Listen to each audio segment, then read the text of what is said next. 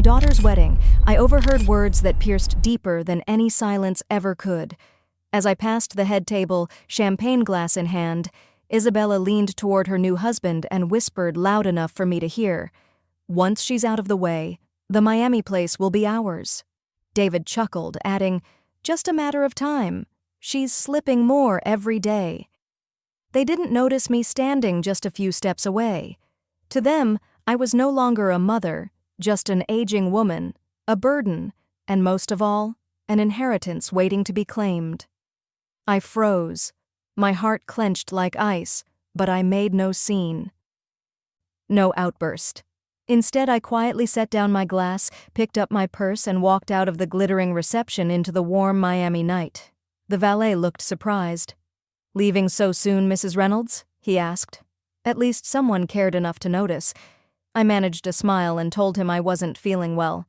My voice was steadier than I felt inside. Driving away, memories crashed over me.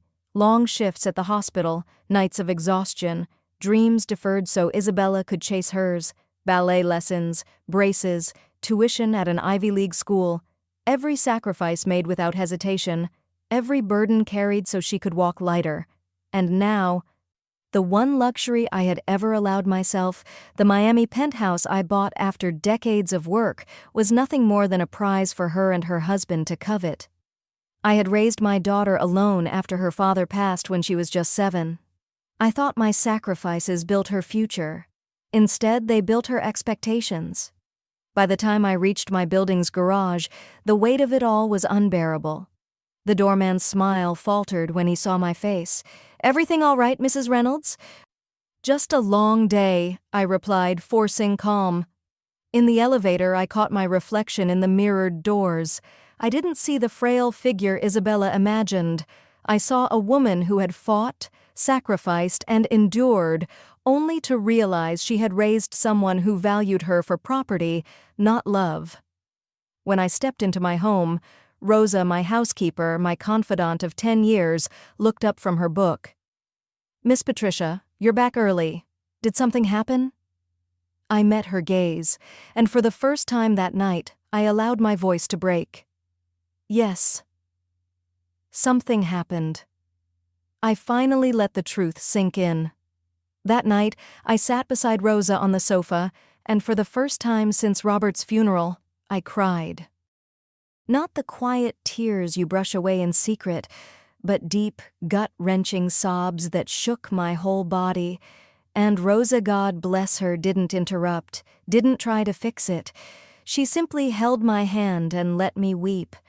By morning, my eyes were swollen, but my mind was clear in a way it hadn't been for years.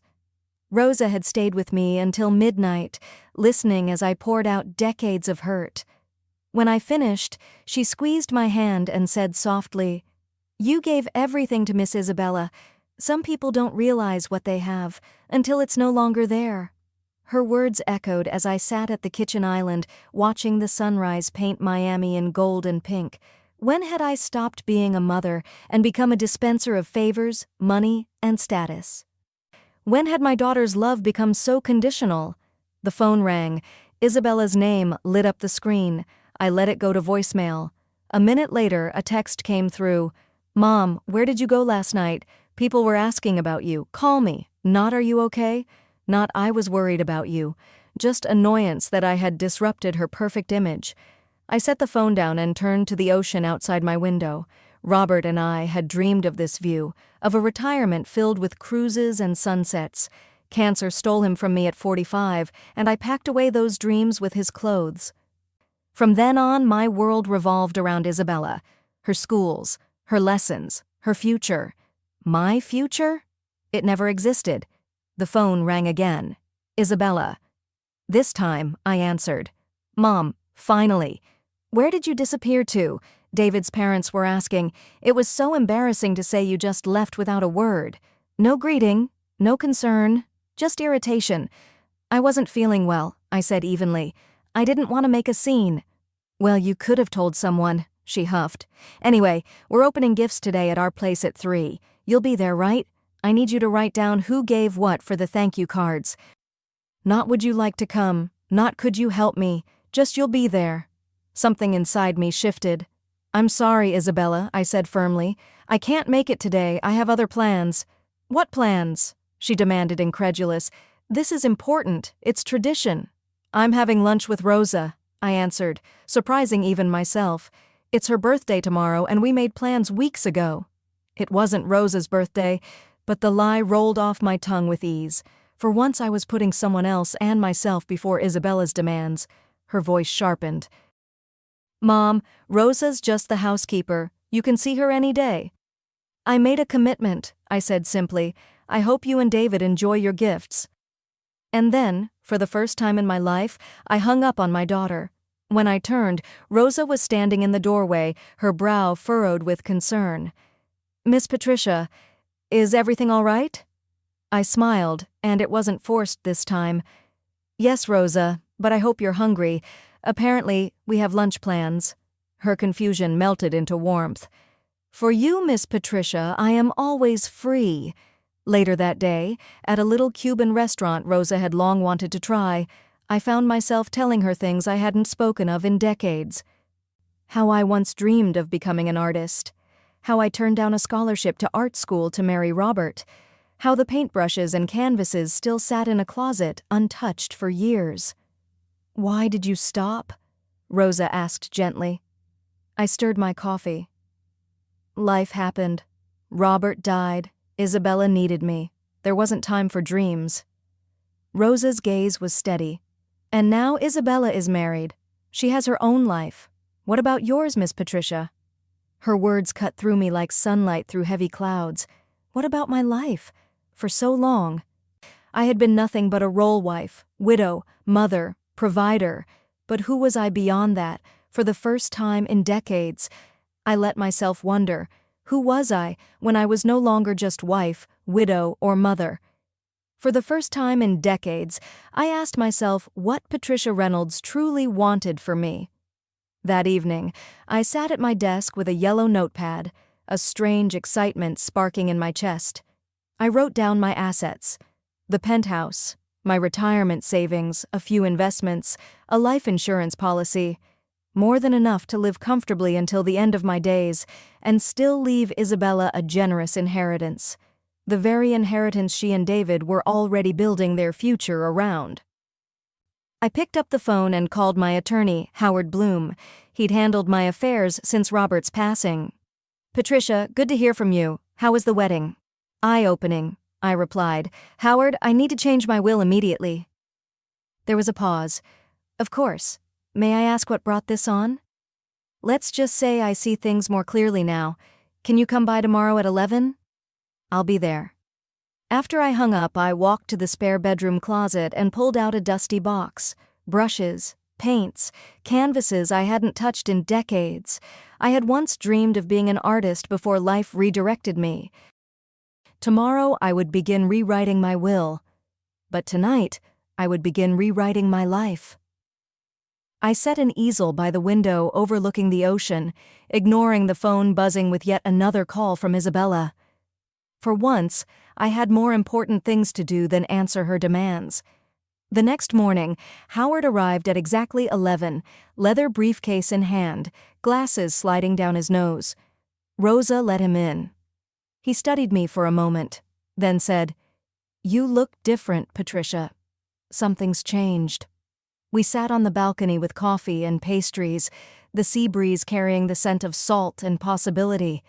I told him everything what I had overheard at the wedding, Isabella and David laughing about when I'd be out of the way. Howard's expression darkened. "That's painful to hear from your child." "It was," I admitted. "But it also gave me clarity. For years I excused her behavior, convinced myself she'd grow into gratitude. I see now she won't." He leaned forward.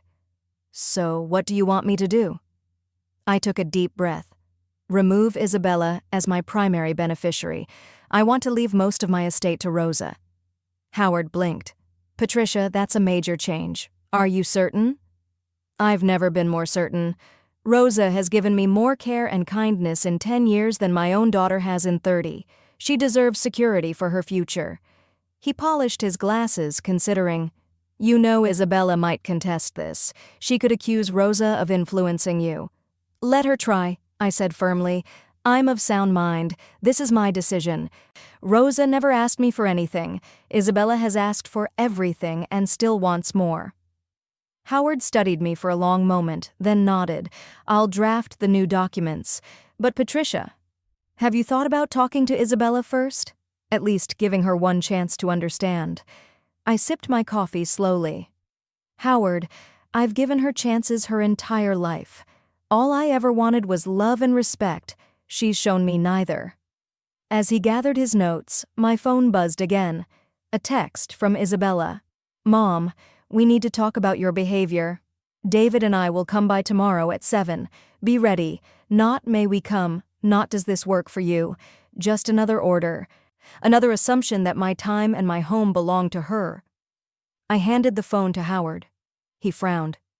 Maybe this is your chance to settle things before making such a drastic change. Or maybe, I said quietly, it's just another chance for her to manipulate me. Still, I agreed to hear them out.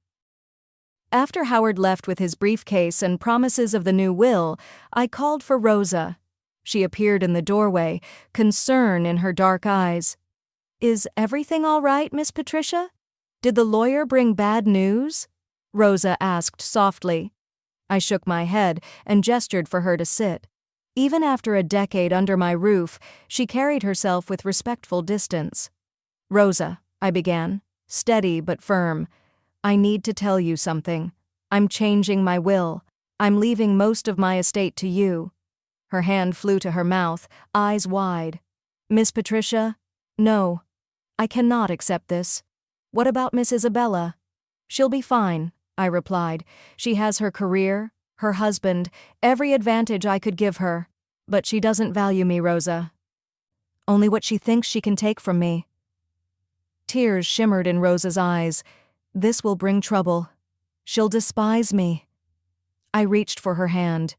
She already resents you, because you give me something she never has, true care and respect. Rosa shook her head, voice breaking. I never wanted to stand between you and your daughter. You didn't, I told her gently. Isabella did that herself. The following evening, precisely at 7, the doorbell rang. Rosa opened it and slipped away to her quarters as Isabella and David entered as though they owned the place already. Isabella's eyes swept over the penthouse, calculating its worth. David helped himself to my bar without asking, pouring a heavy scotch. Mom, Isabella began, settling onto my sofa like it was hers. We need to talk about what happened at the wedding. Yes, I said calmly, sitting across from her, hands folded. We do. She blinked, momentarily caught off guard by my directness. You embarrassed me by leaving early. Then you skipped the gift opening for lunch with your housekeeper. People noticed, Mom. They talked. I'm sorry if my absence caused you embarrassment, I said evenly, though I felt no regret. I wasn't feeling well. You seemed fine at the ceremony, David interjected, swirling his glass. The truth is, Patricia, you're becoming unreliable. Isabella worries about you living alone here. I almost laughed at the thin disguise. Does she now? Isabella leaned forward, adopting a mask of concern that didn't reach her eyes. Mom, this place is too much for you. All the upkeep, the space. It's not practical. We think it's time you start looking at other living arrangements while you can still choose a good one. A good one, I repeated flatly. Like the one you mentioned at your wedding when you said, and I quote, when that old lady goes away, the Miami penthouse is ours? The color drained from Isabella's face. David's glass froze mid-air. You heard that? She stammered. Every word, I confirmed, my gaze steady. The silence was sharp, cutting through the room.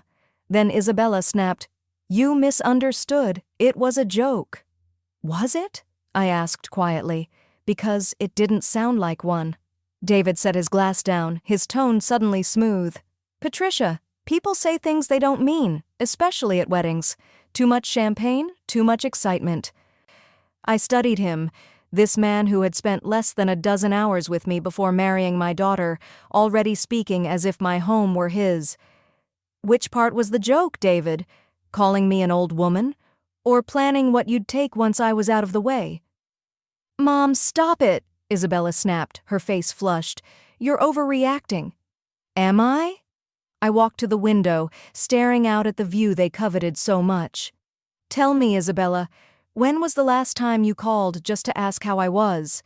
Not for money, not to complain, not to demand, just to check on me. She opened her mouth, then closed it again. No answer. That's what I thought, I said softly. After your father died, I gave up everything for you. My personal life, my ambitions, even my passions. And now I see it was never enough. Isabella's voice rose, sharp and defensive. That's what parents do, Mom. They sacrifice for their kids. They don't throw it back in their faces later. I've never asked for repayment, I told her, turning to face her, only for love, only for respect, neither of which you've shown me. David stepped in, hand on Isabella's shoulder, voice silky. Patricia, we're not here to fight. We just care about your future. No, I said coldly. You care about what I own and how soon you can claim it. Isabella shot to her feet, anger flashing. This is ridiculous. I knew you were getting forgetful, but I didn't realize you were paranoid too. Maybe we should start looking into those places sooner rather than later. The threat was thinly veiled, and for a heartbeat, fear flickered through me. Could they really try to force me out, declare me incapable? But then I remembered Howard's reassurances. I was protected. My voice was steady when I said, I'm not going anywhere, Isabella, and neither is this home. Her eyes narrowed. We'll see about that. She grabbed her purse sharply. Come on, David, this is pointless. At the door, she turned back, her tone icy. After everything I've done for you, this is how you treat me? On my wedding week. The absurdity nearly stole my breath. And what exactly have you done for me, Isabella? She blinked, honestly confused. I've included you in my life. I invited you to my wedding. I call you. I visit. Most daughters wouldn't do that much for a mother who's becoming difficult. In that instant, clarity struck like lightning. To her, our relationship wasn't about love. It was charity. She saw herself as generous for tolerating me at all. The revelation was both crushing and liberating.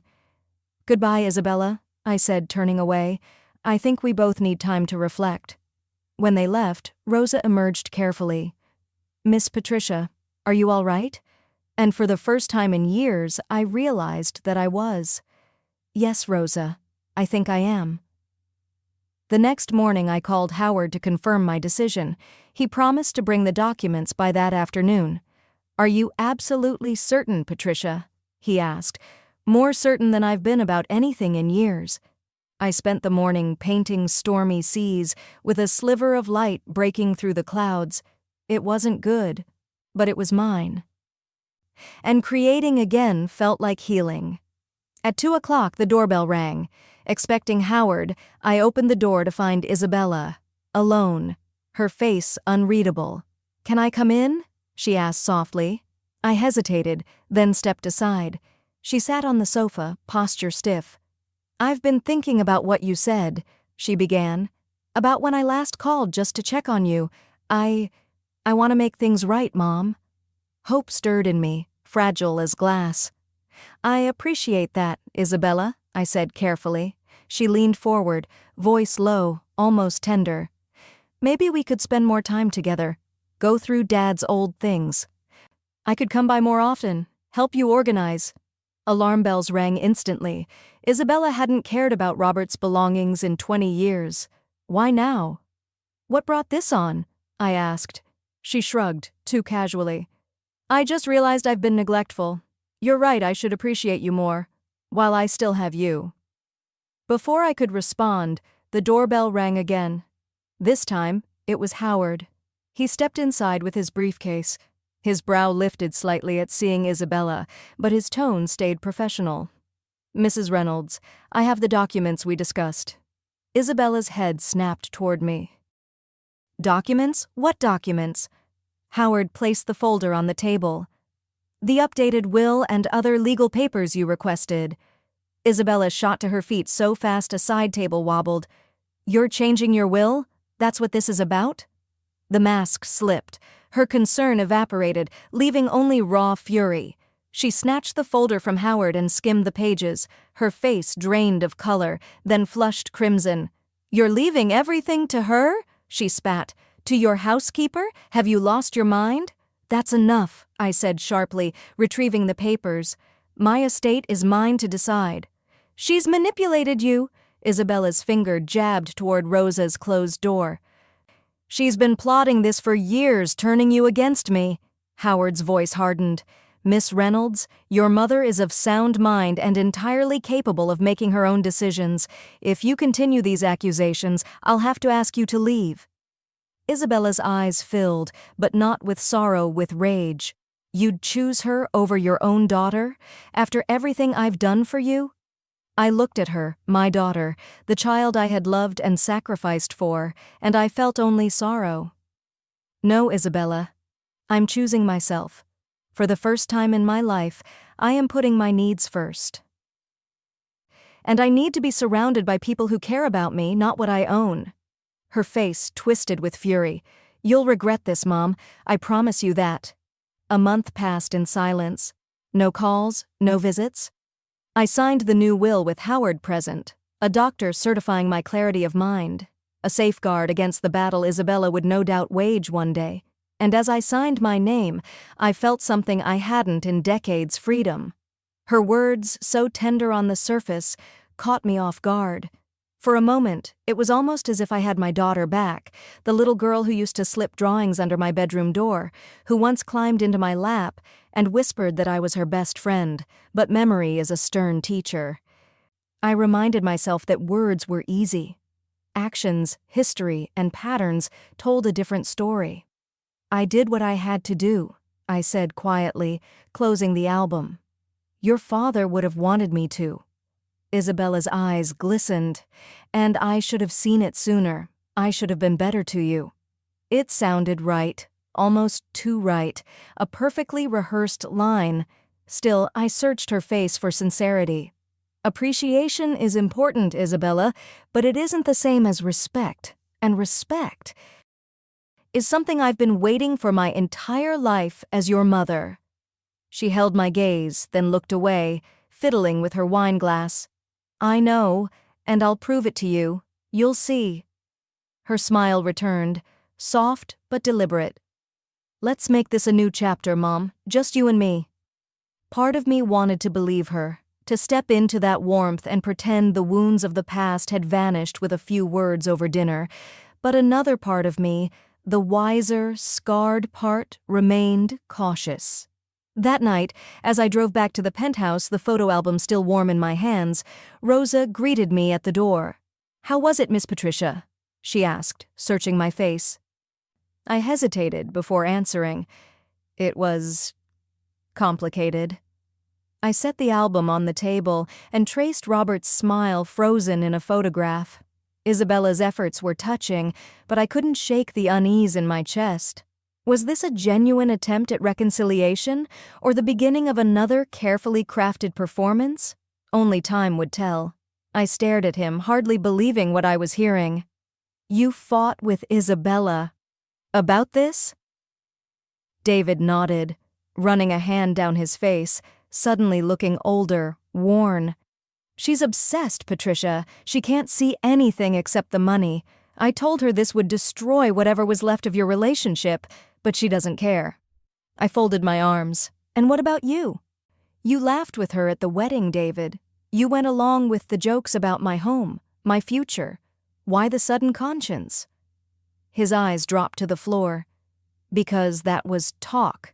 Ugly, selfish talk, but still just words. This..." He gestured vaguely toward the unopened letter still sitting on my coffee table. "This is action. She's not just trying to take your money anymore. She's trying to erase you. That's a line I can't cross." I studied him carefully, wary. Was this true contrition, or simply another tactic? "So, what exactly are you telling me, David?" He leaned forward, lowering his voice as if Isabella could hear us even from miles away. I'm saying, I'll testify on your behalf. If she pushes this guardianship case, I'll stand in court and say you're perfectly capable. I'll tell them she's doing this for greed. I'll tell them the truth." His words hung in the air like smoke. "Why would you do that for me?" I asked quietly. He gave a hollow laugh. "Because someone has to. And because—" He hesitated, then forced the words out. "Because I married the wrong Reynolds. I see that now." The admission landed like a stone in my chest. I didn't know whether to feel vindicated, insulted, or simply exhausted. "David," I said slowly, "whatever your regrets are, this isn't about you. It's about Isabella, and it's about me protecting what I've built." He nodded, almost relieved that I hadn't thrown him out. "I just wanted you to know. You're not crazy. You're not imagining things. She really is trying to take everything. And if it comes to court, I'll be there. For you." I watched him rise and head for the door, still uncertain if his confession was born of guilt, strategy, or desperation. Before leaving, he turned back once more. "You may not believe me, Patricia, but you deserve better than the way she's treated you. Far better." And then he was gone, leaving me alone in the silence of my penthouse, the ocean glittering outside my window. For the first time in weeks, I felt something strange, a sense of power. Isabella could throw accusations. She could even take me to court. But I wasn't alone anymore, and maybe, just maybe, her own husband had become the one ally she'd never expected me to have. 6 months later, Rosa and I sat on the balcony, watching the sunset in waves of gold and crimson across the Miami sky. I had just returned from a small art exhibition where one of my seascapes had sold. Not for much, but enough to remind me that joy, not money, was the true reward. "Miss Isabella called while you were out," Rosa said gently. "She asked if she could come for dinner next Sunday." I nodded, smiling faintly. Our relationship was fragile, rebuilding brick by brick. Isabella had moved into a modest apartment, taken a job with less glamour but more meaning, and started therapy. She still stumbled at times, her old entitlement surfacing. But there was effort now. Honest effort. "That would be nice," I said. As the last rays danced on the water, I thought about legacy, what it really means. Not property, not bank accounts. Legacy is the values we pass on, the strength we show, the courage to demand respect, and the love we give freely without guarantee of return. The Miami penthouse would one day belong to Rosa, my truest companion. But the legacy I wanted for Isabella and for anyone listening was this: the power to stand up for yourself, the wisdom to value genuine love over material gain, and the strength to begin again, no matter how many times life knocks you down. For the first time in my life, I was no longer defined by being a wife, a widow, or a mother. I was simply Patricia Reynolds, a woman who had finally found the courage to live on her own terms. Now I want to ask you, what would you do if you were in my place? Have you ever faced something similar with family or someone close to you? Share your thoughts in the comments. I'd love to know how far my story reaches. And before you go, I've left 2 other stories on the final Screen Channel favorites that I promise will surprise you. Thank you for staying with me until the end.